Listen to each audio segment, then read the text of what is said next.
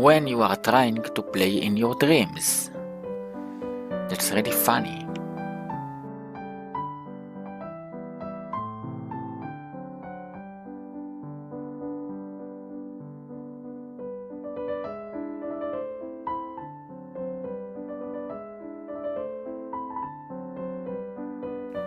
The last game you played is what you have to name him.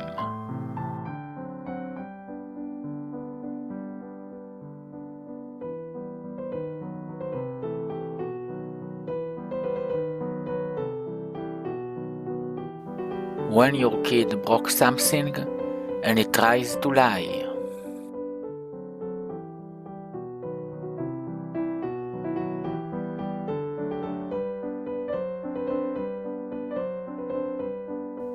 When I searched for a stock I bought and it got up by 300%.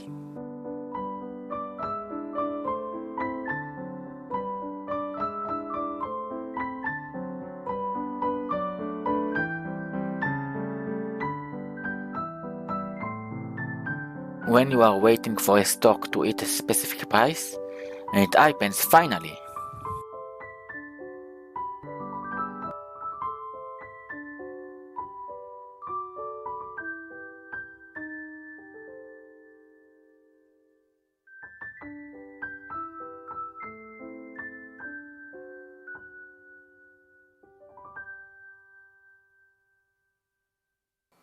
When you ask an investor which stock to pick.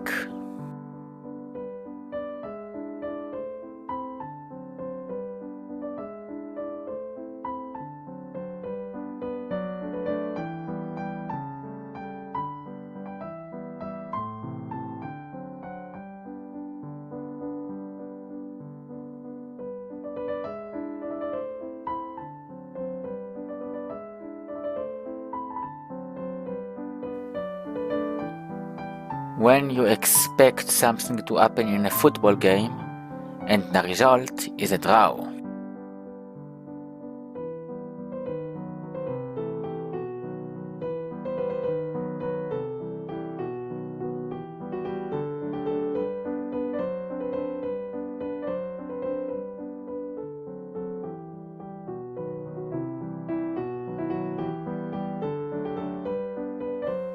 When your little brother wants to watch with you in a movie.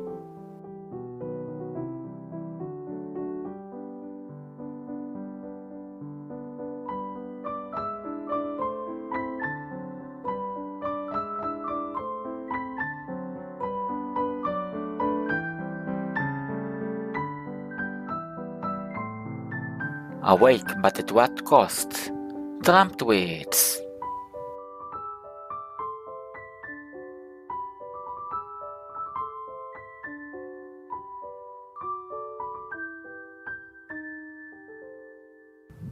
When Trump tweets on Monday morning and the stock market indexes drop 3%.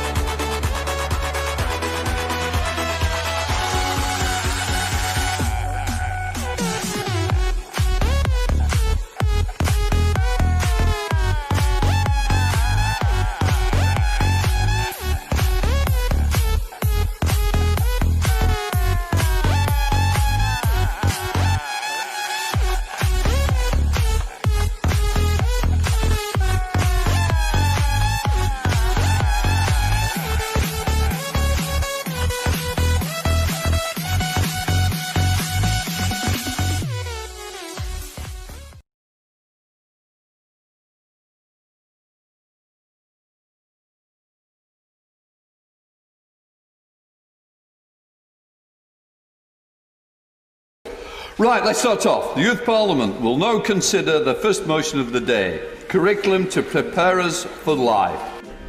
Ladies and gentlemen, I strongly believe that the Youth Parliament should not prioritise a curriculum to prepare us for life. My fellow youth MPs, it is our duty to represent the young people of this great country. We strive to raise the morale of every young individual who is a part of the future generation, our generation. But in doing this, we must not lose focus on how important it is to create the leaders and innovators of tomorrow. As helpful as a curriculum to prepare us for life, may be to those that intend to use every part of it to their advantage, we cannot forget about the vast majority that, despite wanting to learn more about politics, economics, and the other things that a curriculum for life would cover, the reality is, for a lot of young people, whether they realise it now or not, this dream of theirs could quickly become overwhelming. A lot of young people already consider the education system flawed, and adding more to our already overwhelming curriculum could further enhance the educational instability Britain faces, further giving the future generation, our generation, a false identity of education, resulting in the weakening of our attempts to create the leaders and innovators of tomorrow. We must also consider the fact that there is limited space in the curriculum. If we add more content to the already overwhelming curriculum, we could risk losing subjects such as drama, music, and art. These subjects are often referred to as less valuable. However, what some of us may be able to realise is that these less valuable subjects are actually the ones that make us feel the most we enjoy the most and feel the most relaxed at school. My fellow youth MPs, if we lose these subjects, a child could also be losing their dream. And if that is the case, then I want no part in having to tell a child that they can no longer accomplish that dream. We are trying so hard to fight the increase in mental health that if we take away these subjects, we could be backfiring our efforts to create a better tomorrow. There is so much madness in this world. There are cities that need to be built, and there's a world to be helped. So I strongly believe that it would be more beneficial if the Youth Parliament focused its efforts on mental health and modern-day crises such as protecting the environment, as we only have one planet and one chance to save the 7.5 billion people that inhabit it. In the 17th chapter of St. Luke, it was written, "The kingdom of God is within man, not one man, not a group of men, but in all human beings. Therefore, we, the future generation, have the power. So let the goodness we do today define the very nature of tomorrow, and join me in voting for a different issue that will truly make a difference." Thank you. Thank you, Mr. Speaker. My name is Victor Chunka and MYP for Cardiff, Wales. Mr. Speaker, my colleagues, curriculum to prepare us for life has been voted constantly by young people of the UK, and it has been on the Make Your Mark ballot for 6 years, during the years of 2012 and 2017.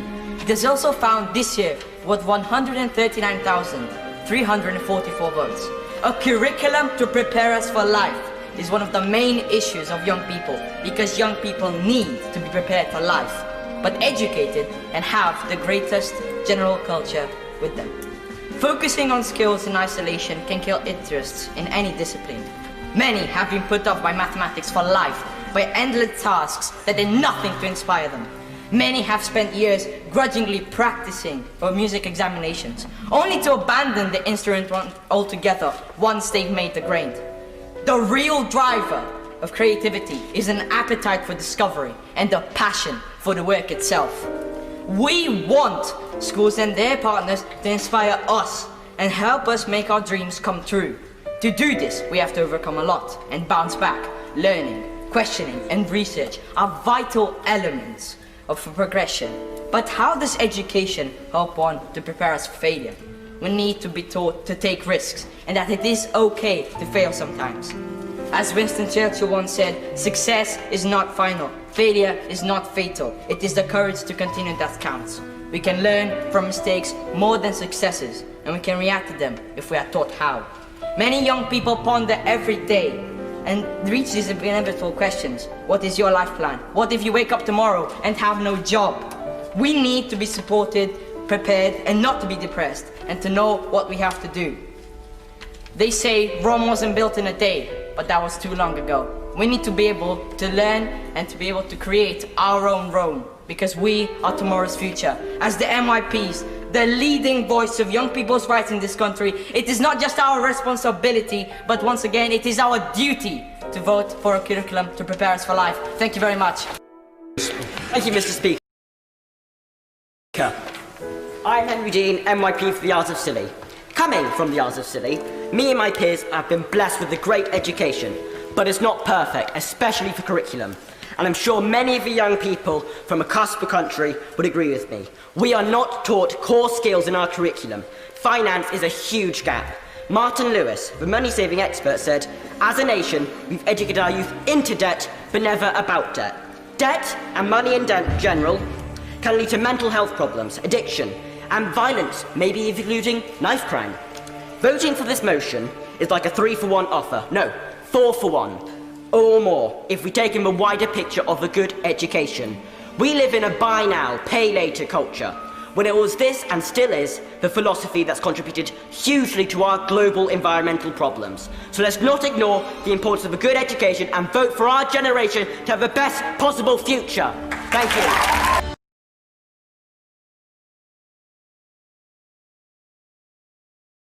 My name's Holly Leggett and I represent Kent.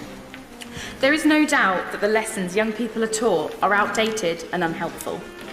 We're expected to learn things that we would never put to practical use, wasting valuable learning time.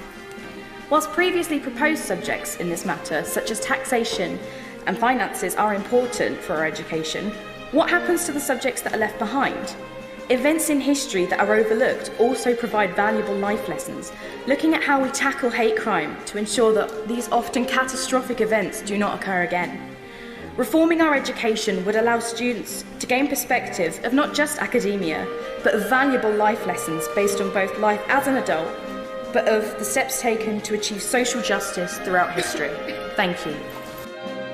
I think it's time that we step away from a focus on grades and step towards producing citizens fit for society.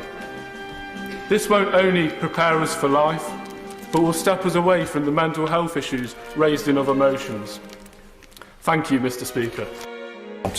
Thank you very much, Mr. Speaker, and I would like to congratulate you on your appointment. When delivered in partnership with communities, parents and pupils, a curriculum for life can contribute to positive outcomes for children and young people, keeping them healthy and safe, improving their academic performance, preparing them for the workplace, building the character and resilience they will need for the modern and changing world. Elevating the status of a PSHE education will not only persuade schools in the whole education system that subjects should be at the core of learning, it also sends a message to parents that their queries about child safety are finally being heard. The stakes in terms of school performance in academic subjects have never been higher, and if this is not balanced by raised expectations for PSHE education, standards of education will continue to be unacceptably low in preparing us for the modern world. How many of you have sat in a citizenship lesson and wondered, how do I file my taxes? How do I get a mortgage? You've just sat through the constant dreary CEOP online safety lessons, which you have been taught multiple times all the way from year 6. Support for a curriculum for life would be a catalyst for positive change. Head teachers and schools and others would have to respond. The support from these groups demonstrates that the education system stands ready to respond from leadership from government. The campaign for a curriculum for life is endorsed by pupils, parents and teachers across the country. Teachers and parents are calling for a collaboration between home and school to support pupils' personal and social development. Fellow Youth Parliament members, it's time to make this a priority again. I don't like saying this, but our education is in our hands. If the decision makers can't make an education that suits us, then it's time for us to make an education that suits us. Our voices must be heard. Thank you. A Curriculum for Life has been the joint most popular campaign over the years. So, is it the most important? September this year marked the beginning of sex and relationship education becoming compulsory in schools, and so did the requirement for qualified teachers and a new way of teaching. A tremendous step towards our goal, but we've yet to see the same treatment with other aspects of this motion. You have changed the law to improve the lives of so many young people. An incredible incentive as to why we should keep campaigning until our students achieve an education they deserve. Financial management, cultural awareness, social cohesion, physical and mental health, citizenship, a sustainable living, and even our own political system are not being taught in schools. The most crucial time in our lives, we are preparing for our future but not actually learning about real life. Yet, what's the reality of this motion? Learning about finance on a Friday afternoon will not be the most riveting lesson, meaning students may still manage to disengage from it. But at least comments like, how is this going to help us in real life, will cease to have relevance, as these skills will equip us to be able, functioning members of society, despite the rest of the school system letting us down. However, we don't want to amplify our already overwhelmed system, creating educational instability and rebounding our efforts to improve our education. If resources are redirected towards a curriculum for life, we could see a cut in the less important creative subjects. These lessons are a break in the monotonous chain where students are allowed to be innovative. Another vital skill that schools almost sought out to destroy with their industrial age values. We are not robots in a factory. Without a creative outlet, I'm sure mental health issues will follow. But a curriculum for life far transgresses the individual. It's the solution to many more staggering issues. I'm not going to scare you with the plotline of most sci-fi movies, but with automation on the rise, it's a problem that shouldn't be left for our future generations to handle. Just like the issue of climate change has been thrown onto us, which is also why we should be teaching the brilliant youth about a sustainable living. A collective effort to change has and will always be the driving force to action. Envision a future where the threat of global warming will feel like a distant nightmare. A future where the study of culture and social cohesion will destroy the concept of division and unite us as a community. A future where the barrier to politics has been torn down by a political understanding. Nonetheless, we need to make sure that this motion doesn't create a barrier to many young people's dreams. The concept of equal opportunity needs to be reinstalled without pushing our system over the edge. Though we can't deny what our youth parliament stands for, to encourage the voices of young people. So when students have lost even the ability to stand up for themselves and others, essentially because they can't conjure a rational debate, we need to make a change. A curriculum to prepare us for life. It's all in the name. To secure our future and the future of this country. Thank you. Alex, come on. Thank you, Mr. Speaker. Many people in the UK will remember when homosexuality was illegal. Gay citizens were labelled insane by doctors, predatory by broadcasters, and criminal by the police. As we look back at the Stonewall riots on its 50th anniversary, at a time when gay activists risked their lives in campaigning for equality, at a time of lethal hostility, it is clear that hate crime, whilst reduced since then, has not disappeared. In the year of campaigning preceding the 2016 EU referendum, Home Office figures show an enormous jump in racially motivated hate crimes of 44%. Across the globe, we have seen deepening social divisions, with vitriolic hatred spat at those who think differently, sound differently, and look differently to ourselves. A dangerous us versus them mentality has been fostered, whipping up anger, violence, and even murder. Fellow members of Youth Parliament, it is all too clear that hate crime is an abhorrent issue that we must abolish. However, we must consider how best this is to be done. There is no doubt that without a greater focus on a holistic education system, the problems in our society will never change. Our current education system idolises grades and academia, snubbing lessons in life to focus instead solely on oxidation, octagons and onomatopoeia. We must question what we should be preparing young people in schools for, a set of arbitrary exams or life. Education should not simply be about cramming our minds with facts and formulas. Our current education system must be reformed so that students no longer leave school with solely a results card, but also having been thoroughly prepared for adult life. In relation to hate crime, this will involve the education system opening our eyes to countries and cultures across the world. Multiculturalism and diversity must be celebrated so that the perspectives of young people are widened from the street in which they live to the entire globe. To truly uproot hate crime, we must use education to break the social divisions in our society, remembering that whatever our race or religion, we all bleed the same blood. If we do not reform our education system, the perpetuation of prejudice and ignorance will only cause the rifts in our society to widen. Fellow members of Youth Parliament, it is all too clear that instead of spreading ourselves thinly over many issues and achieving little, we must stand together to achieve more. Reforming our current education system will not only tackle hate crime, but will in fact energise every other campaign, because every campaign has its roots in education. From increased political education for votes at 16s, to more environmental education to tackle climate change. If the Youth Parliament unites behind reforming our current education system, the campaigns will completely change and take on a new form. So the choice isn't hard. If we focus on reforming our education system, every campaign, and therefore every young person, will win.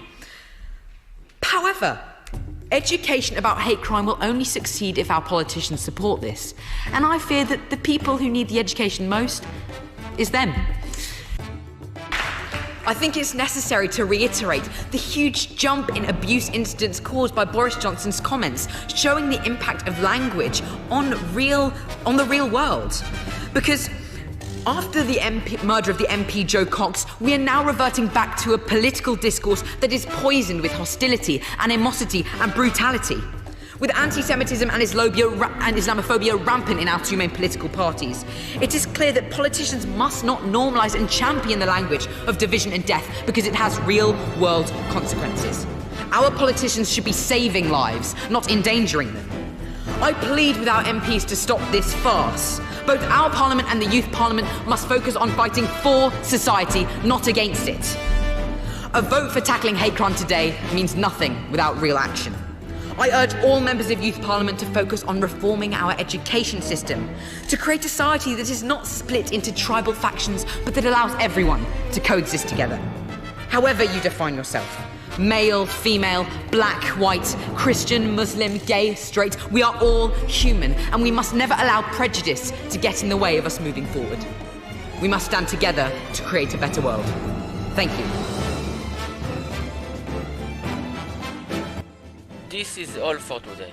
Please subscribe to my channel and share the video with your friends so more people can watch funny things. The country is being held back, let's be clear, by politics and by a parliament that for the last 3.5 years has simply failed to discharge its basic promise made umpteen times to honour the mandate of the people and deliver Brexit. And that is why we must have this election now. I don't want an election in December under normal circumstances, nobody does, but we have no choice. We must get Brexit done. We have to clear this parliamentary blockage in this dino rod election because we are, first of all, we're Democrats. There are millions of people who want to get Brexit done because they voted leave and they believe that the EU has evolved very substantially away from what people voted for in 1975. And then there are also huge numbers of people who may have voted Remain, and I include distinguished luminaries of the CBI amongst them, but who just want to respect the result of the referendum. And after 3.5 years, they think, we think, I think, it's time for the paralysis to end. And we have to get Brexit done because it's the best thing for our national mood and the best thing to take our country forward. And by the way, it's the best thing for the economy. We must get Brexit done. Is that we can and will get it done, and get it done in a matter of weeks. We have a deal that is ready to go. Just add hot water, stir in pot. It's there. The skeptics said that it couldn't be done, and they were wrong. They said we'd never get a great new deal of the kind that we have got. This deal allows us to maximise all the opportunities of Brexit, from free ports to free trade deals, from cutting VAT on tampons to banning the cruel export of live animals. We can do exactly what we promised, take back control of our money, our borders and our laws. We must get Brexit done. You just killed every cat in England. And as I say, the best thing of all is it is done. It's the Blue Peter deal. Here's one I made earlier. And by the way, it has the support, just in case you're interested about the political backing for this deal. It has the support, the explicit support of every one of the 635 Conservative candidates at this election. Every one. And I hope the implications of that are clear to you for what I hope will happen in Parliament in just a few weeks. So all we need is 9 more seats, and we can deliver Brexit in January. If we get a working majority, we can get Parliament working for you, and we can then unleash the potential of the whole country and get on with our one nation Conservative agenda. We must get Brexit done. You just killed every cat in England. There is only one alternative to that one nation Conservative government that gets Brexit done, and that is a Corbyn-Sturgeon coalition. And what would Mr. Corbyn do if the Corbyn-Sturgeon coalition were actually to form a government? The only hard fact that has swum like flotsam from the Bermuda Triangle of Labour's Brexit policy is that they want more delay. More delay, turning 2020 into a year of 2 referendums. One on Scotland, which Nicola Sturgeon has repeatedly confirmed is the price that she will exact for her support. We don't know, by the way, what Jeremy Corbyn's position is on a referendum on the union with Scotland. Does he want to protect that union, or would he join Nicola Sturgeon in trying to break up the most successful political partnership of the last 300 years? I don't know. Who knows? Perhaps you could ask him. We must get Brexit done. As for his position, Andrew Marr didn't have much luck. As for his position on the EU, it is positively mind-boggling. He wants to negotiate a new deal, at least spend another 3 months, another 3-month extension negotiating a new deal, and then he wants to spend a further 6 months asking the public to vote on his new deal in yet another toxic and divisive referendum campaign. And we don't even know what his own position will be. Will he actually campaign against his own deal? Will he try in the final reel to destroy his own contraption, like Alec Guinness blowing up the bridge he's built in Bridge on the River Kwai? Or will he urge his Labour colleagues to vote against his incomprehensible text, like the dying Virgil? We must get Brexit done. You just killed every cat in England. This is all for today. Please subscribe to my channel and comment below what do you think on the Brexit. See you in the... Hello, so in this video I show parts from the Chancellor of the Exchequer when he says that the Labour crashed the economy. So let's watch this part now.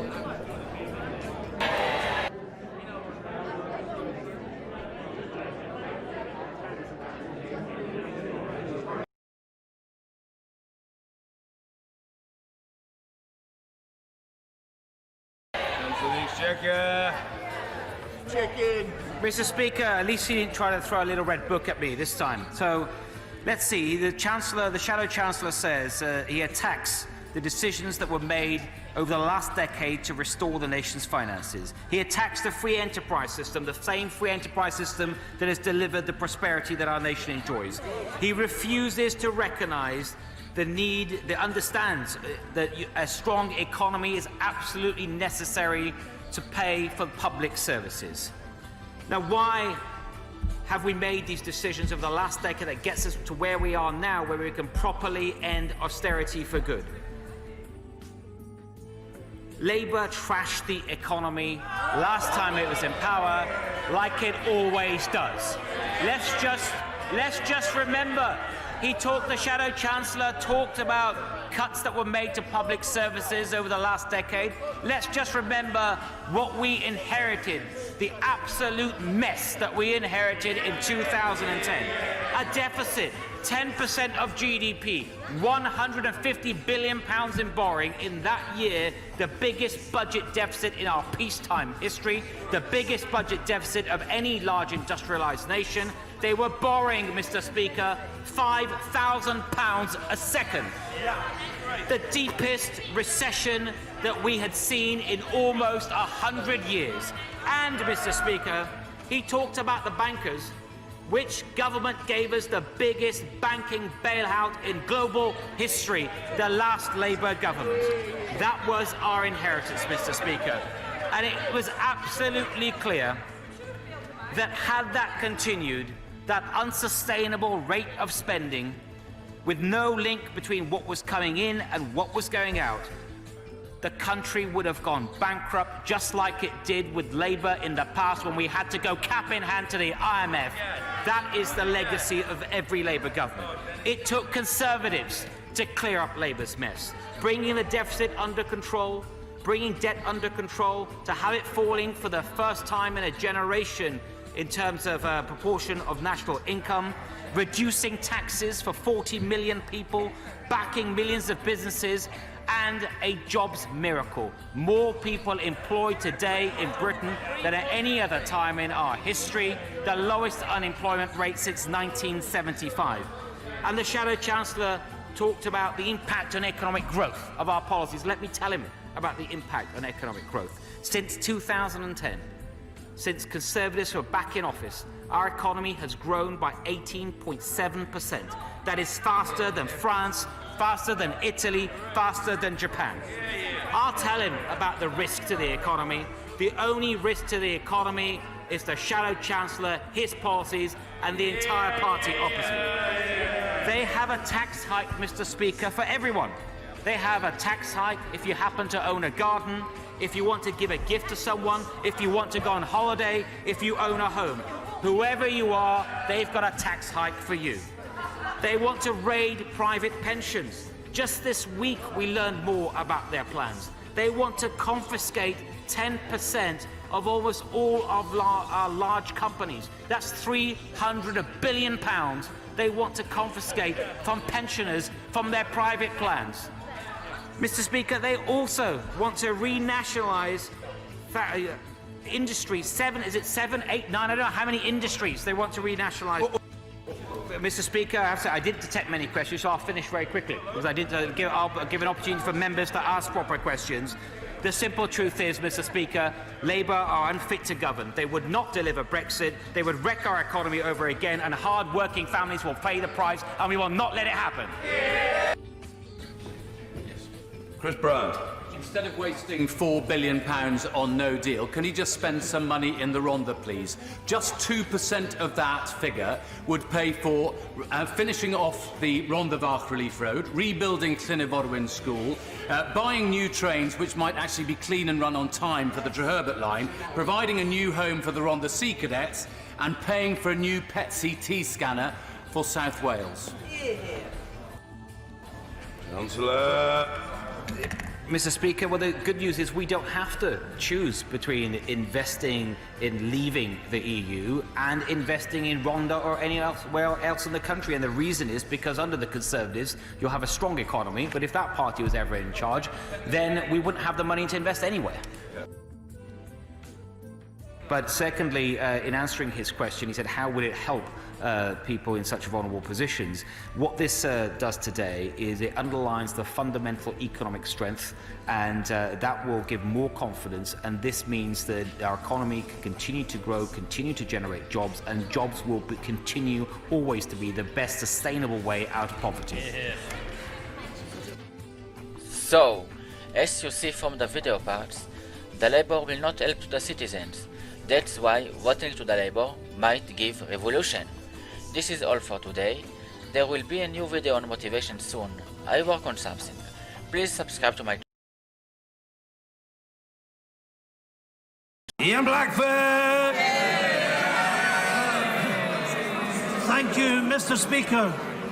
Last night, Parliament once again defeated this shambolic Tory government. Today, Mr. Speaker, we have seized back control from a Prime Minister who is behaving like a dictator more than a democrat. The Prime Minister must be stopped. MPs must unite across this House to take no deal off the table tonight. Mr. Speaker, we will defeat the government again. So can the Prime Minister tell us, when we succeed, will he respect the democratic vote of this House, the democratic will of the people we represent, and finally act to remove the threat of a catastrophic no-deal Brexit? Prime Minister! Mr. Speaker, I might ask the right honourable gentleman if he will respect the democratic will of the people of the United Kingdom, as this House voted to do time and time and time again, and that is implement the result of the referendum. Ian Blackburn! Mr. Speaker, I know he's a new boy, but can I suggest to him, we ask the questions, he's supposed to answer them. And, you know, quite simply, Mr. Speaker, me and my colleagues, we're sent here by the people of Scotland. We have a majority. The people of Scotland voted to remain in the European Union. We're not going to be dragged out against our will by the Prime Minister. Mr. Speaker, the Prime Minister also mustn't be paying attention to the polls this morning, which show that the SNP is polling to win a majority in Scotland once again, with the Tories in retreat. So if he wants an election, enable the bill and bring it on. It's clear for all of us to see that the Prime Minister is playing a game of bluff and bluster. He doesn't care about stopping a no-deal Brexit. His strategy, as his lead advisor put it, is a sham. This isn't a Parliament versus the people. It is a Parliament standing up for the people. Mr. Speaker, the people did not vote for a no-deal Brexit. This Prime Minister is robbing the people of power, handing control to the Leave campaign, a cult now running number 10. So once again I ask the Prime Minister, are you a dictator or are you a Democrat? Will the Prime Minister accept the legislation today so that no deal can be avoided? And let us vote for an election so that the people can truly decide the next steps. Mr. Speaker, I'm a Democrat because I not only want to respect the will of the people in respect of the referendum, but I also want to have an election, or I'm also willing to have an election if the right honourable gentleman opposite's terrible bill goes through. I tell you there's a reason, Mr. Speaker, why the separatists in Scotland drone on and on about breaking up, about smashing the oldest and most successful political union. There's a reason why they go on about it, and that is to detract from their appalling domestic record.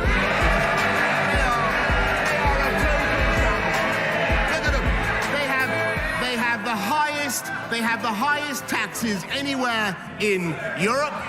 They have their educational standards falling, for which they are responsible. They're responsible for it.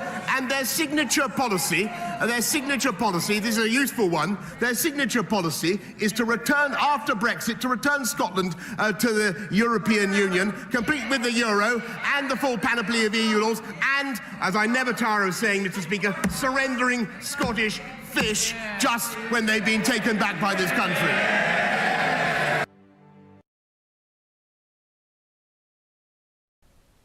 Hello, so in this video I want to show you more funny moments from the previous debates. So let's watch this part now and enjoy. Yesterday it was revealed, Mr. Speaker, that the Prime Minister's negotiating strategy is to run down the clock. And that the Attorney-General told the Prime Minister his belief that the European Union would drop the backstop was a complete fantasy. Are these reports accurate, or can the Prime Minister provide the detail of the proposals he's put forward to the EU? Prime Minister! I tell you, Mr. Speaker, what our negotiating strategy is, and it is to get a deal by the summit on October the 17th and to take this country out of the EU on October the 31st, to get Brexit done. And what his surrender bill would do, it would wreck any chance of the talks, and we don't know what his strategy is at all were he to take over. He's asking for mobs of momentum activists to paralyse the traffic in the name of his. What are they supposed to chant, Mr. Speaker? What is the slogan? What do we want? What do we want? Dither and delay. When do we want it? We don't know. That's his policy. That's his policy. And can he confirm again, can he confirm now, that he will allow the people of this country to decide on what he is giving up in their name with a general election on October the 15th? Or is he frit? Mr. Speaker, my first question to the Prime Minister, and no answer given. I asked what proposals have been put to the European Union. We asked yesterday, many colleagues asked, and the Prime Minister seems utterly incapable of answering. Any rational human being would assume, therefore, none have been put, and there is no answer to that question. The Prime Minister and his Cabinet colleagues have been saying he's making progress. The EU's chief negotiator, the Chancellor of Germany, the Taoiseach of Ireland say no proposals have yet been made by the UK. If the Prime Minister thinks he's made progress, will he publish those proposals that he's put forward to replace the backstop? Prime Minister! As the right honourable gentleman knows very well, you don't negotiate in public, and we are making substantial progress, and we will get that backstop out.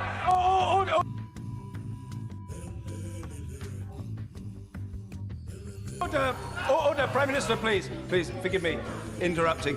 There is a long way to go. There are a lot of questions to be reached. The questions must be heard, and the responses from the Prime Minister must and will be heard. The Prime Minister.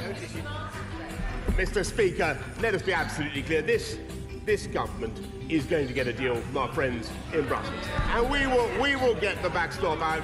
We will get an agreement. I think this House can approve. The only thing that's standing in our way is the undermining of those negotiations by this surrender bill, which would lead to more dither and delay. We delayed in March, we delayed in April, and now he wants to delay again for absolutely no purpose whatever. What does he intend by this? We are spending, in this government, we're spending £1 billion to put 20,000 more police officers on the streets. He wants to spend £1 billion a month net to keep us in the EU beyond October the 31st. And I will never allow that. Mr. Speaker, I really fail to see how I can be accused of undermining negotiations, because no negotiations are taking place.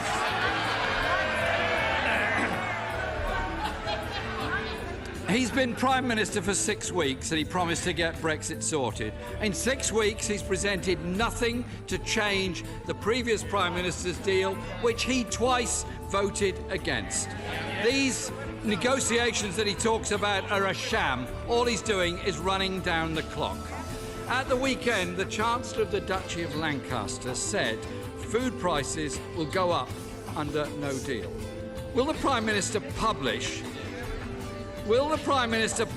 the Yellowhammer documents so that people can see which food prices will go up and by how much? Mr. Speaker, the Chancellor of the Duchy of Lancaster said absolutely no such thing. I can tell him that preparations for no deal, thanks to his good offices and thanks to his efforts, are very far advanced. But I tell you, the surest way of getting no deal is to undermine this country's ability to negotiate, which is what he is doing. And I have to say, Mr. Speaker, that if this bill is passed this afternoon, I have to say I don't want an election. I don't think he wants an election. But there's a petition on his own Labour. There's a petition on his own Labour website with 57,000 people, including Carol, Nigel, Graham, and Phoebe, calling for an election. I don't know whether there's a Jeremy on the list, but Mr. Speaker, I know he's worried about free trade deals with America, but there's only one chlorinated chicken that I can see in this house, and he's on that bench. Will he confirm again? Will he confirm? Will he confirm that he will let the people decide? Let the people decide on what he is doing to this country's negotiating position by having a general election on October the 15th. Jeremy Corbyn! Well, maybe the Prime Minister could tell us what the negotiating position actually is.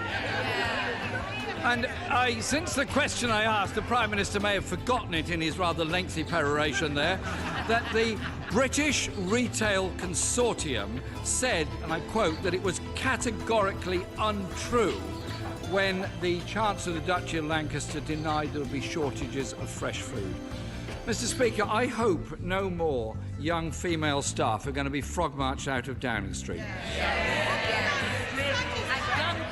Because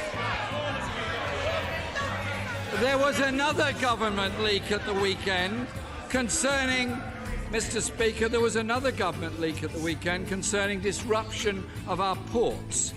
The leaked documents written by the government in the last fortnight show no deal would lead to shortages on the shelves and of medical supplies in hospitals. People need to prepare. So can I ask the Prime Minister again, will he publish in full the Yellowhammer documents so people can see which foodstuffs are not going to be available, which medicines are not going to be supplied, and what will happen to the shortages of vital supplies in every one of our hospitals all over this country? Prime Minister! Mr. Speaker, I'm afraid that the Right Honourable Gentleman is guilty of the most shameless scaremongering. We have made ample preparations for coming out of the EU. What his party is recommending is yet... Order!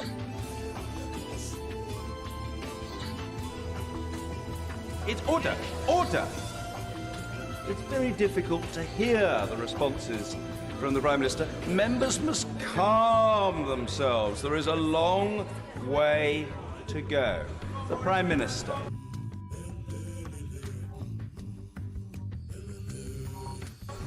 Mr. Speaker, what he is recommending is yet more dither, yet more delay, yet more uncertainty for business. What we in this government want to do is deliver on the mandate of the people. Now, he used to be a Democrat.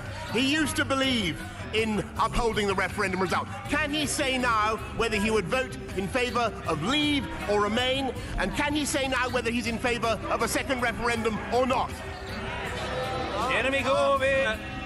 The Prime Minister failed to answer my questions about food supply, about medicine supplies, and about the problems in hospitals. He refuses to publish the Yellowhammer documents, and he talks about scaremongering. Where does the information come from other than his office in his government? And he's obviously so confident of the position he's adopted, he's now prepared to spend £100 million of our money on an advertising campaign in order to try to persuade people that everything's fine. He knows it's not, they know it's not, he is hiding the facts. The government has refused to publish its impact assessments on how a no-deal Brexit would affect poverty levels in this country. They received a request under the Freedom of Information Act from the Glasgow-based Poverty Alliance. The DWP replied that the public interest would not be served by that disclosure. Will the Prime Minister publish that analysis? If he won't, what has he got to hide? Prime Minister! Mr. Speaker, unlike the Right Honourable Member, who would squander £1 billion a month of taxpayers' money on staying pointlessly in the EU. This government is getting on with running a sound economy so that the poorest people in our country are seeing increases in their wages for the first time in more than a decade. And I'm proud to say that those on the living wage, Mr. Speaker, are now taking £4,500 more home every year than they were in 2010, thanks to this Conservative government. Speaker, you don't have to go very far from the portals of this House to see real destitution. People begging and sleeping on the streets. Child poverty is up since 2010. Pensioner poverty is up. In-work poverty is up. And he won't give us any of the information of the assessments of increased poverty that could come from his government's proposals. We are less than 60 days away from leaving the EU with no deal. The Prime Minister has had 2 days in office before the summer recess and then planned to prorogue Parliament. Yesterday, he lost one vote, his first vote in Parliament. He now wants to dissolve Parliament. He's desperate, absolutely desperate, to avoid scrutiny.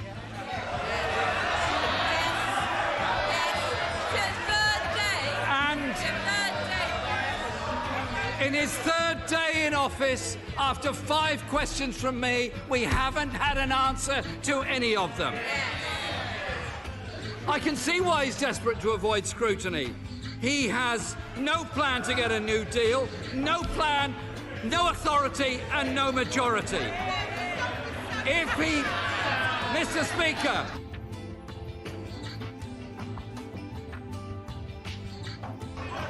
Order! If we have to go on longer because people sitting on the Treasury bench are yelling to try to disrupt, so be it, we'll go on longer. Some people used to believe in good behaviour. I believe in good behaviour on both sides of the House. It had better happen or it will take a whole lot longer. Very simple.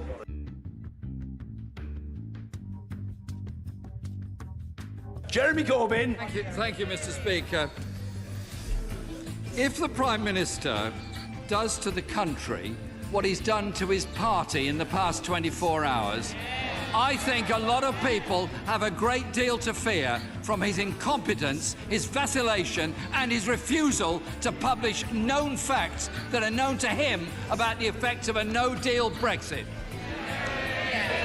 Mr. Speaker, I really don't see how, with a straight face, the right honourable gentleman can accuse anybody of being unwilling to stand up to scrutiny when he will not agree to submit his surrender bill to the verdict of the people in an election. He's frightened.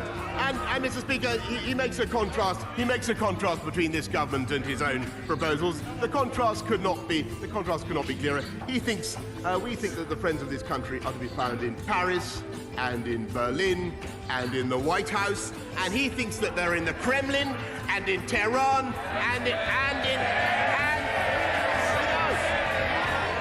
Caracas. And I think he's Caracas, Mr. Speaker. We're putting 20,000 police on the street. We're upgrading 20. We have 20 new hospital upgrades. We are growing the economy. He, by contrast, would put a £300 billion tax on every company in the country. He wants a tax on homes, and he's calling incessantly for a general strike.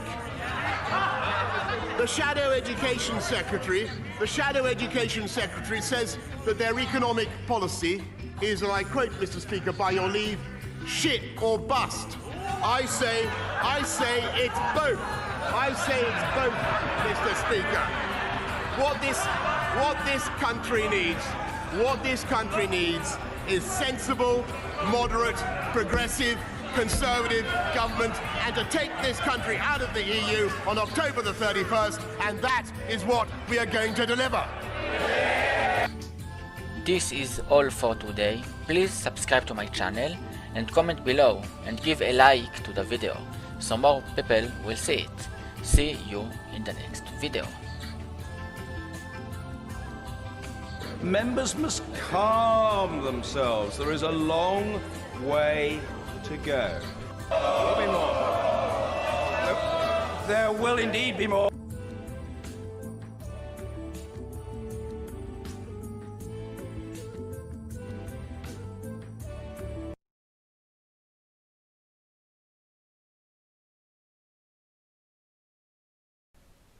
Hello! So in this video I want to show you more funny moments from the previous debates. So let's watch this part now and enjoy! Yesterday, it was revealed, Mr. Speaker, that the Prime Minister's negotiating strategy is to run down the clock, and that the Attorney General told the Prime Minister his belief that the European Union would drop the backstop was a complete fantasy. Are these reports accurate, or can the Prime Minister provide the detail of the proposals he's put forward to the EU?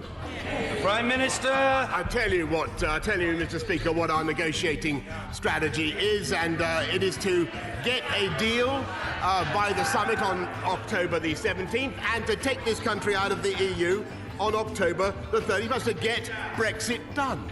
And what his surrender bill would do, it would wreck any chance of the talks, and we don't know what his strategy is at all were he to take over. He's asking for mobs of momentum activists to paralyse the traffic in the name of his. What are they supposed to chant, Mr. Speaker? What is the slogan? What do we want? What do we want? Dither and delay. When do we want it? We don't know. That's his policy. That's his policy. And can he confirm again, can he confirm now, that he will allow the people of this country to decide on what he is giving up in their name with a general election on October the 15th? Or is he for it? Mr. Speaker, my first question to the Prime Minister, and no answer given. I asked what proposals have been put to the European Union. We asked yesterday, many colleagues asked, and the Prime Minister seems utterly incapable of answering. Any rational human being would assume, therefore, none have been put, and there is no answer to that question. The Prime Minister and his cabinet colleagues have been saying he's making progress. The EU's chief negotiator, the Chancellor of Germany, the Taoiseach of Ireland say no proposals have yet been made by the UK.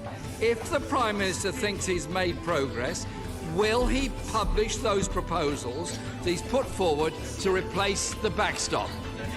Prime Minister! As the right honourable gentleman knows very well, you don't negotiate in public, and we are making substantial progress, and we will get that backstop out.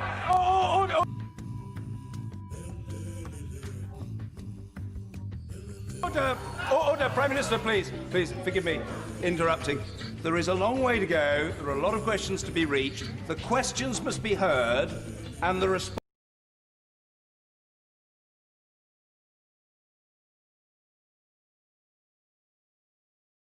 Well, he obviously didn't hear what I just said. I was about to point out, before I was gently interrupted by the honourable member, that the offer of the election today is a bit like the offer of an apple to Snow White and the Wicked Queen, because what he's offering is not an apple or even an election, but the poison of a no deal. So, Mr. Speaker, I repeat what I said last night. Let this bill pass and gain royal assent, then we will back an election so we do not crash out with a no-deal exit from the European Union. And so it's the anti-democratic instincts of this government that cause us concern. Despite the expressed will of the House to support the bill debated today, the Conservative peers, their colleagues in the Lords, have tabled 92 amendments for debate. I really doubt this is motivated by a desire to improve the legislation, not a bit of it, but to filibuster it. An undemocratic cabal in Downing Street, aligned with an undemocratic and unelected House to override the democratic will of this House expressed in the bill that we have just given a third reading to. If they can't win the argument, they try to shut down debate.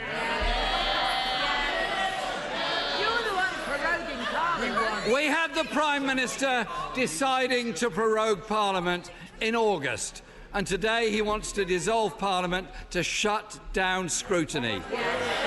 He cannot handle dissent. He cannot handle dissent and debate in his own party, and has extraordinarily expelled 21 of his own MPs who voted against him last night. The hypocrisy of this process is phenomenal. From a Prime Minister who twice voted against the last Prime Minister's Brexit plans. A general election isn't a plaything for a Prime Minister to avoid his obligations, to dodge scrutiny or renege on commitments. He is committed to renegotiate Brexit. But where is it? Where is the plan? Where are the proposals? If he has a Brexit plan, be it no deal or the new mystery proposal deal that we've yet to see any information of, then he should put it before the public in a public vote, a referendum or a general election, and seek a mandate for them. Let the Prime Minister go to Brussels tomorrow and ask for an extension so that he can seek a mandate for his unknown Brexit plan and put it before the people. The truth, Mr. Speaker, is that this motion from the Prime Minister is about playing a disingenuous game that are unworthy of his office. I look forward to the day his government and his party and all their austerity and misery they've heaped on this country are turfed out of office, and we prevent this country crashing out on the 31st of October with all the damage he knows, because he's already seen the documents, it will do to people's lives and job prospects in this country. It's a cynical movement from a cynical Prime Minister.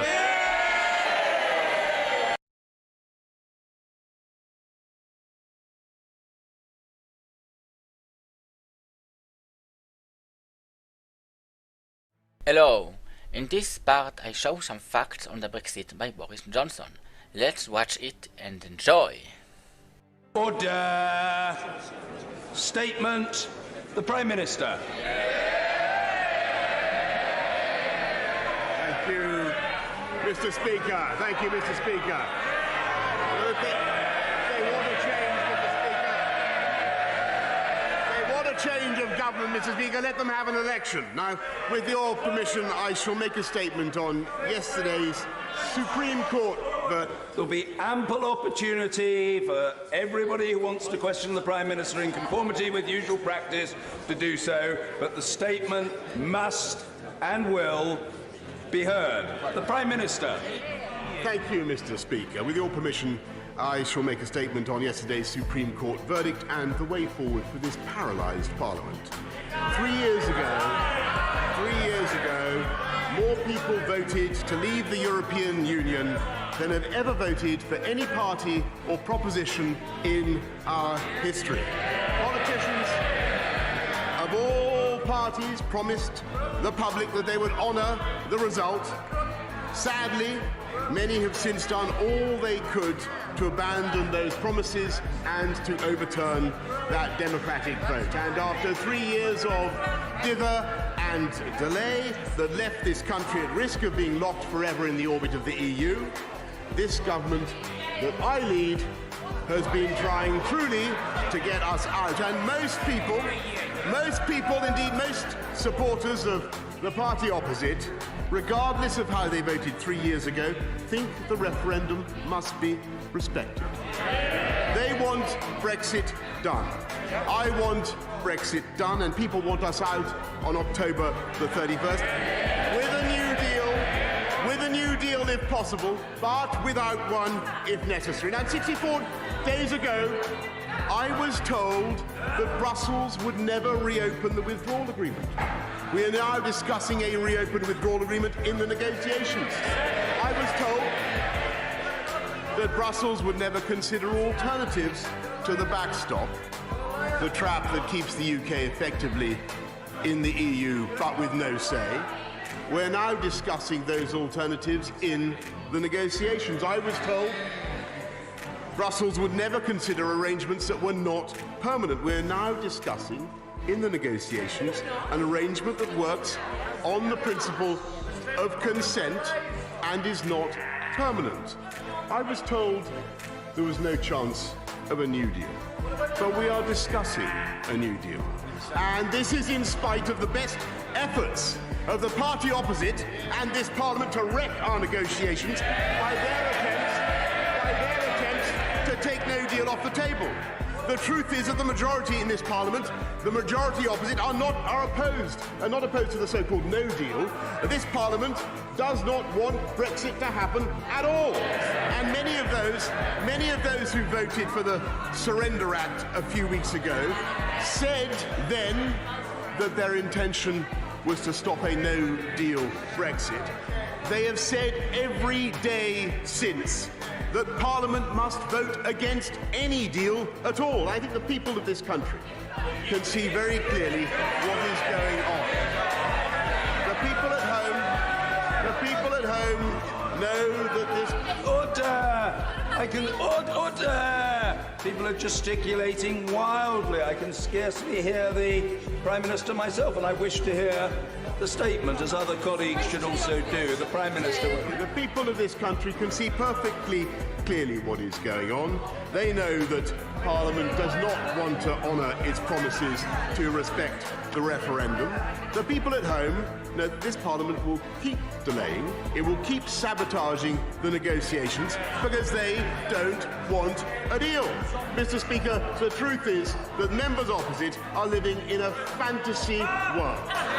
They really imagine that somehow they are going to cancel, this is what they want to do, they're going to cancel the first referendum, they're going to legislate for a second referendum, and Parliament will promise that this time, perhaps not the lady opposite, but Parliament will promise that this time it really, really will respect that vote.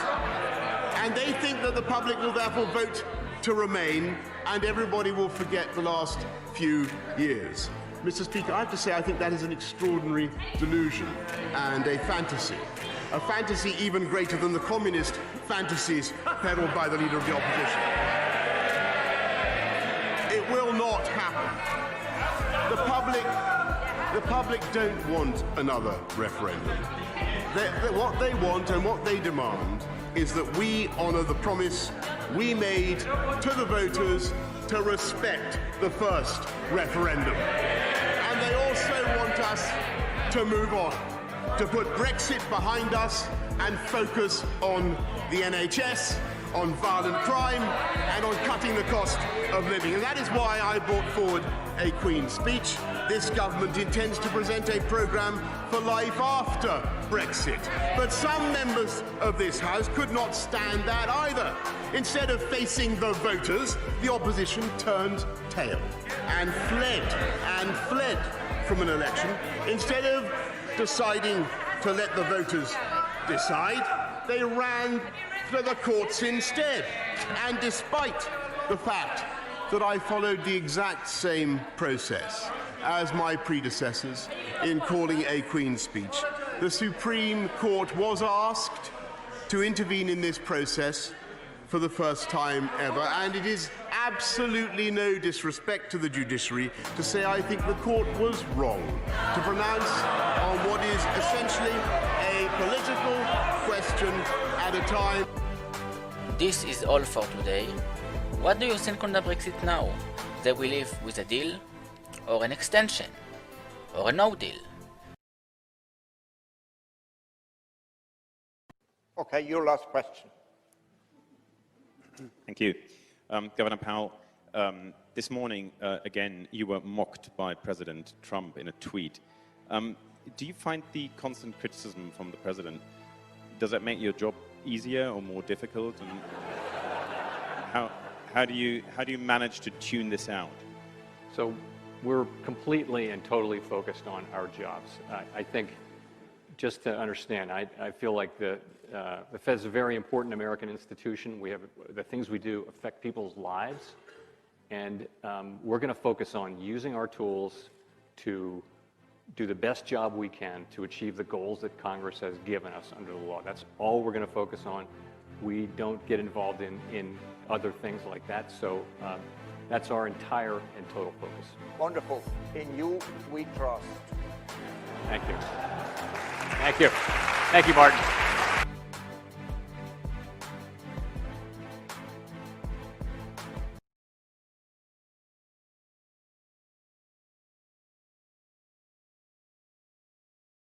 Hello. So, in this video, the former Prime Minister Theresa May said that we must vote for this deal, and she has a déjà vu. Let's watch this part and enjoy. Mrs. Theresa May. Thank you, Mr. Speaker. Mr. Speaker, when I arrived at the House of Commons this morning, I saw the message, "Good day for May."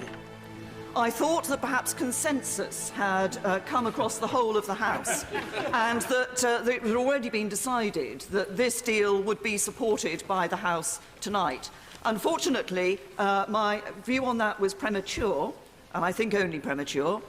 But happily for England, of course, it was a reference to Johnny May having scored the first 2 tries in our victory against Australia. I hope the whole House will forgive me if I say that standing here I have a distinct sense of déjà vu. I know how you feel. But today's vote is an important...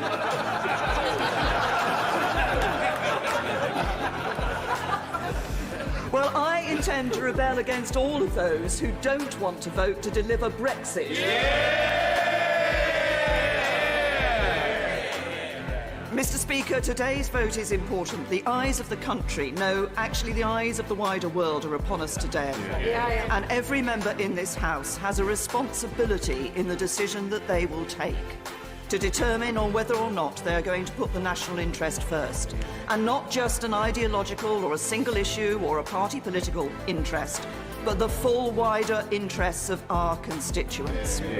And as we look at this issue, it is something, the decision we take tonight will determine not just the future of our country and the future lives of our constituents, but I believe the very future of our politics.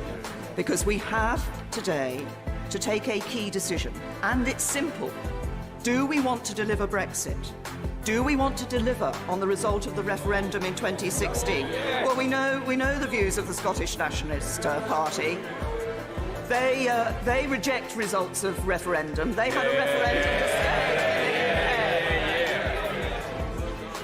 When this House voted overwhelmingly to give the choice of our membership of the EU to the British people, did we really mean it?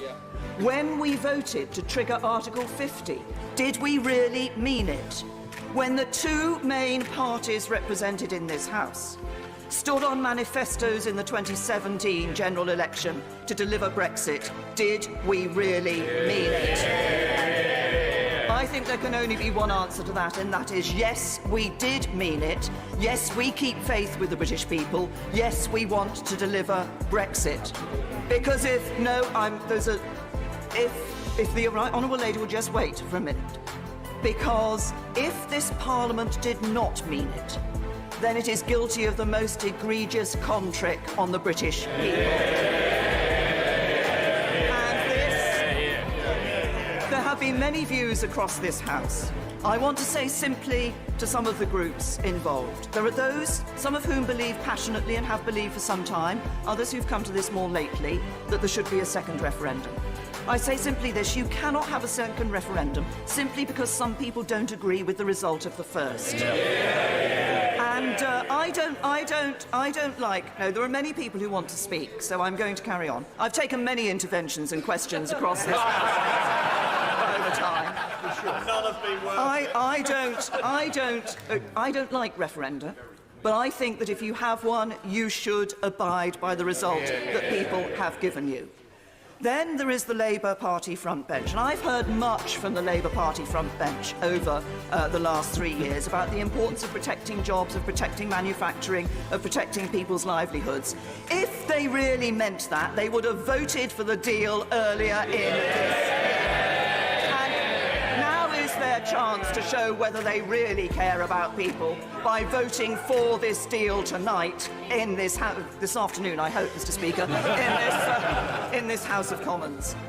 And then I say to all of those across this House who say they do not want no deal, I've said it before, I've said it many times. I hope this is the last time I have to say it. If you don't want no deal, you have to vote for a deal. Businesses are crying out for certainty. People want certainty in their lives. Our investors want to be able to invest and want the uncertainty to be got rid of. They want to know that this country is moving forward. If you want to deliver a Brexit, if you want to keep faith with the British people, if you want this country to move forward, then vote for the deal today. This is all for today. What do you think on the Brexit? They will live with the deal or delayed again till the 31st of January? Please comment below your thoughts. Please share this video with your friends and subscribe to my channel for getting more funny stuff. Hello, so in this video the former Prime Minister Theresa May said that we must vote for this deal and she has a déjà vu. Let's watch this part and enjoy!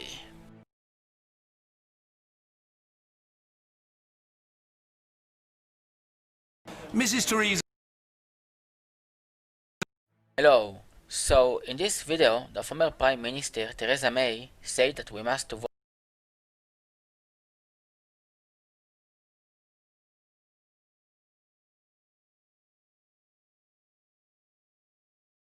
Hello, in the previous video about Boris Johnson we said that he likes to paint a model of buses to relax. Let's watch this part again to remind what Boris Johnson likes to do in his free time. So let's watch it now. What do you do to relax? What do you do to switch off? I like to paint, or I make things. I like to... What do you make? I have a thing where I make models of... when I was in London, well, Mayor of London, we built a beautiful... I make buses. You make models of buses? I make models of buses. So they're going to be in Downing Street? So what I do... No, well, I don't make models of buses, but what I make is... I get old, I don't know, wooden crates. Yeah. Right? And then I paint them. And they have two suppose it's a box that's been used to contain two wine bottles, right? Right. And it will have a dividing thing. Yeah. And I turn it into a bus, and I put passengers. You really want to know this? You're making buses. You're making cardboard buses. Okay, that's what you do to enjoy yourself. I paint the passengers enjoying themselves. Okay, great. On the wonderful bus. Great. The Chancellor of the Exchequer says that his father was a drive buses, and they would like if Boris Johnson paints a new model for the buses. It was in the Parliament debate, so let's watch this part now. Now, Mr. Speaker, you may not know this, but my dad was a bus driver. Having watched him work, I know that local buses can be a lifeline for many communities. So, today we put the wheels back on the Great British Bus with more than £200 million to transform bus services across the country. We're funding ultra-low emission buses and we'll trial new on-demand services to respond to passenger needs in real time. We'll set out more details of our new buses in due course once my right honourable friend the Prime Minister has finished painting models for them. In the next part, we see the only common thing with John MacDonald and the Chancellor of the Exchequer. So let's watch it now. John MacDonald!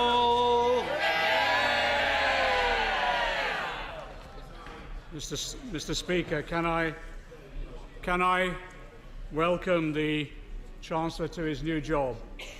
Although after that, I'm beginning to miss the old one. I believe that the Chancellor may be the first person to hold that role whose father, like my own, was a bus driver. So, Mr. Speaker, I'd like to welcome him to his new job. I also hope what they say is true, that you wait ages for one son of a bus driver to become Chancellor of the Exchequer, only to be followed soon after by another.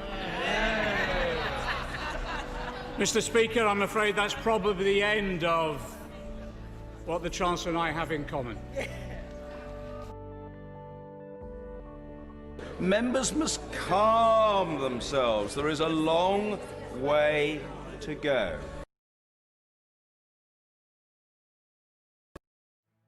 Hello. So today I want to show which skills Jerome Powell has and has been a secret for a long time.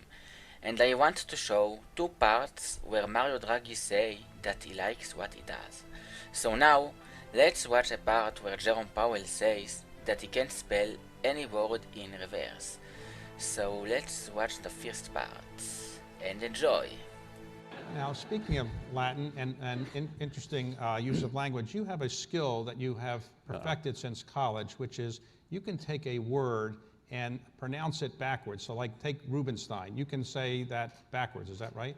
Yes, actually it was something I was born with. I can see your name spelled forward and backward in my head. I've been able to do that since I could read. So. Is there any advantage in life in having this skill, or? It has been surprisingly lucrative at times. Really? So, as we see, it was really surprising some people this skill. Now I want to show an answer for Mario Draghi why he chose this job. So let's watch it now and enjoy. Good morning.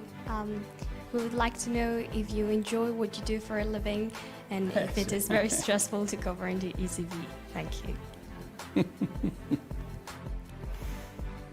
Well, I certainly enjoy. I certainly enjoy what I do. No doubt about that. Obviously, what happens is that the decisions that we take, and I have to say we because I only chair a governing council. Governing council is a group of the governors of the central banks of the Eurozone. And so what we do has a big impact. Even words, even adjectives, even, I wouldn't go as far as saying commas, but anyway, we have a big impact on people's welfare, on citizens' wealth, on well-being, and to understand this big impact means to have also a big responsibility. So it's enjoyment, certainly, with a big sense of responsibility. And frankly, I've been very lucky to actually work with this group of colleagues that is around the Governing Council today. They are excellent professionals, very competent. And it's been part of the enjoyment comes also from the fact of working with this set of people of such high quality. As we see, Mario Draghi really likes his job, and they help to the citizens' wealth, and it has a big responsibility and an impact to the people. Now, let's watch another question for Mario Draghi, why he chose his path. So, let's watch it now. My question is, why did you decide to start a career in the financial sector? Thank you. But why are you... Looks like you are very interested in my personal questions. You see, central bankers are not supposed to speak about themselves. That's it's something. It's kind of it's an unknown world yourself. But no. But basically, I kind of, because of also of upbringing, I was always interested in economic things, in economic matters, and so naturally. And I liked, even when I was very young, I liked this sort of stuff. So the readings and so then by the time I was 18, it was natural for me to go into economics. And then from there, I went to MIT for my PhD. And from there, I moved back to the Italian university where I would teach economics, monetary theory, and international. And so, and then from there on. But, so it's possibly the sort of things I was introduced at an early age. Certainly the encouragement that I got from my family, first, my parents, and second, some key teachers I had in the course of my life, which actually encouraged me to continue along this path. And some other key figures in the succession of things that by and large kept me in this line of activity. So it's, you know, you make these choices because you like certain things and because there are certain key figures in your life that help you to stay with that line of thinking. So, as Mario Draghi answered, please choose your path with the things you really like to do and improve these skills. You will be a great person and successful if you choose the things you like. So, if you like this video, please...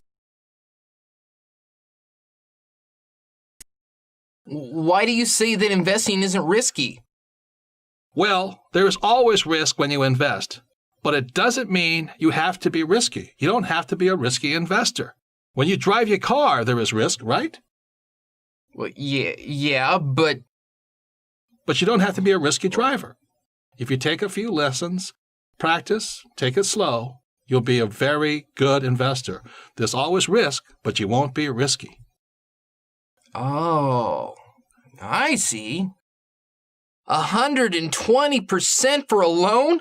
That's robbery.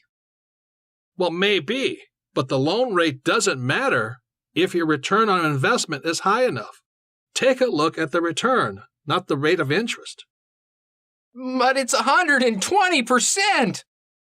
Mutual funds are good, safe investments. Mutual funds aren't safe at all. They only work if the stock market is going up. When the stock market drops, mutual funds lose their value faster than other investments.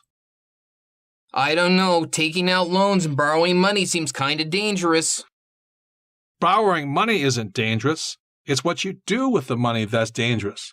Always remember, there's good debt and bad debt. Good debt makes you rich, and bad debt makes you poor. Unfortunately, most people invest in bad debt, and that's why they're poor. My stockbroker says that investing in real estate is risky. What else would you expect a stockbroker to say about real estate? Why don't you ask a real estate broker what he thinks about stocks? Well, I wouldn't do that because he doesn't handle stock. Oh, got it. What is the first question I should ask my stockbroker? Well, the first question I'd ask is, do you invest in stocks? Statistics show that most stockbrokers don't invest in stocks, the same as most real estate brokers don't invest in real estate. You see, most brokers are not investors. The reason they're called brokers is because they're broker than you are. My real estate broker says the value of the property will go up in value. What do you think? Well, ask your real estate broker if they have a crystal ball. Always remember that your profit is made when you buy, not when you sell. But I'm spending money in buying, so how does that work? Making a profit when I'm spending money? Do you hope the investment will go up in value? Well, yeah, that's why I'm spending money, I think. Well, you should never expect the price of anything to go up in order to make a profit. A piece of real estate needs to be profitable when you buy it, the same as a stock needs to be paying a dividend when you buy it. Never expect the thing to go up in value. That's gambling. Be careful with real estate. Tenants could damage your property. That's correct, but that's what you have insurance for. And don't worry about the tenants or what they could do. You need to focus on those rent checks coming in every month. If you have good property managers, that problem won't happen anyway. You never lose money on options.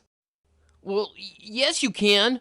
Sure, you can make money on them, but just like any investment, it's not like they're guaranteed. That was a great put. That was a great call.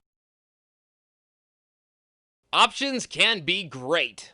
They allow you to spend just a little bit of money and make huge profits. The market isn't always friendly, is it? Ouch, that cost you some cash.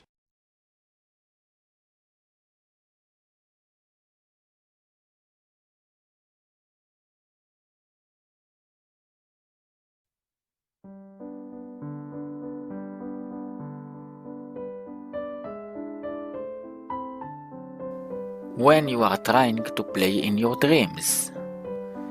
That's really funny.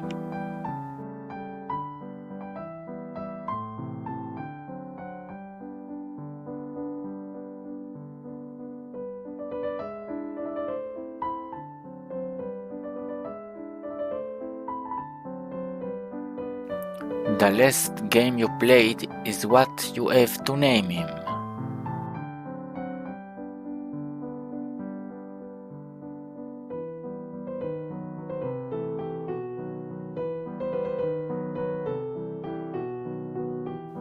When your kid broke something and he tries to lie.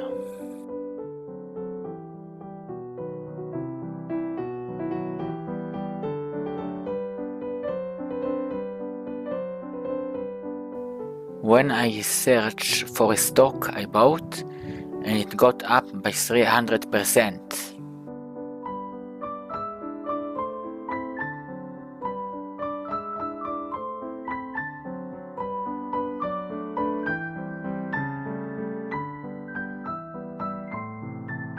When you are waiting for a stock to hit a specific price and it happens finally.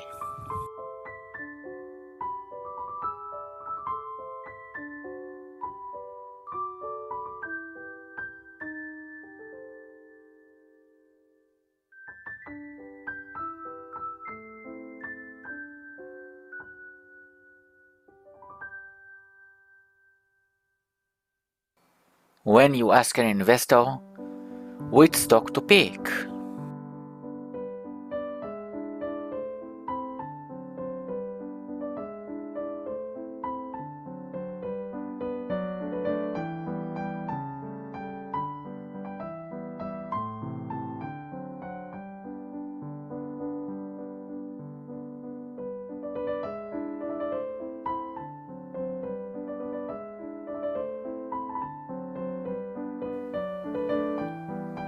When you expect something to happen in a football game and the result is a draw.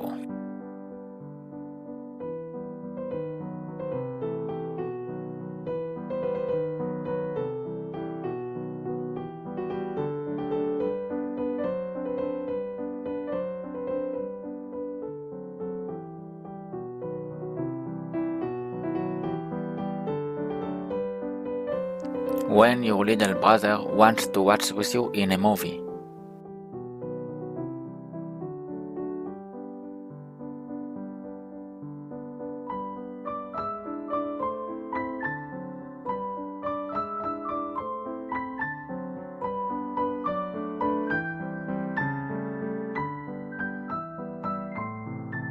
Awake, but at what cost? Trump tweets.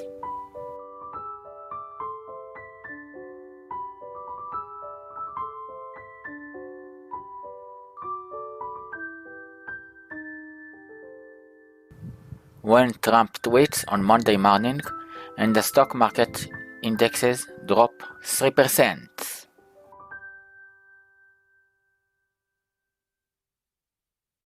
Thank you for watching my memes. Please subscribe to my channel and leave comments below and share my video with your friends.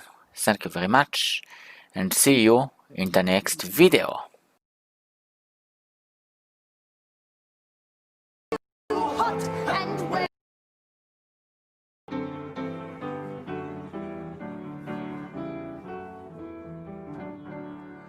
Fuck you, European Union, tally-ho, you fucking pricks. We are the United Kingdom, you can eat our spotted dicks. That being said, we're not going to leave you. we need you nonetheless. Fuck you, European